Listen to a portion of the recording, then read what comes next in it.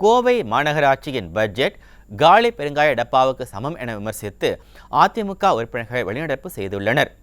கோவை மாநகராட்சியில் 2024-25ஆம் ஆண்டிற்கான நிதிநிலை அறிக்கை தாக்கல் செய்யப்பட்டது.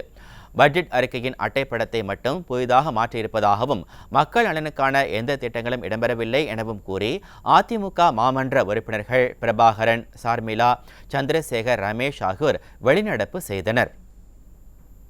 பாரம்பரியமான வஉசி பார்க் அதையும் க்ளோஸ் பண்ணிட்டாங்க. அதையும் ஏதோ டெவலப் பண்ணாங்கன்னா அதுக்கு அதையும் மூடி வச்சு அதுவும் இது ஒன்றும் இல்லைங்க. வெள்ளையில் குப்பை கிடங்கு பார்த்தீங்கன்னா இப்போ மார்ச் மாதத்தில் குனிமுத்தூர் கோயம்புத்தூர் வரைக்கும் நாற்று அடிச்சிட்டு இருக்குங்க. அதுக்கு ஏதோ இப்போ மாடிஃபை பண்ணுறதுக்கு ஏதோ இது நடவடிக்கை எடுக்க அதை பற்றி எந்த அறிவிக்கையும் இல்லைங்க. மக்களுக்கு எந்த விதமான பிரயோஜனம் இல்லை. அதனால் இவங்க இந்த விவாதத்தில் அதிமுக கோவை மாநகராட்சியில் குழு சார் அதிமுக குழு சார் இந்த பட்ஜெட்டை புறக்கணித்து வெளிநடப்பு செய்கிறோம்.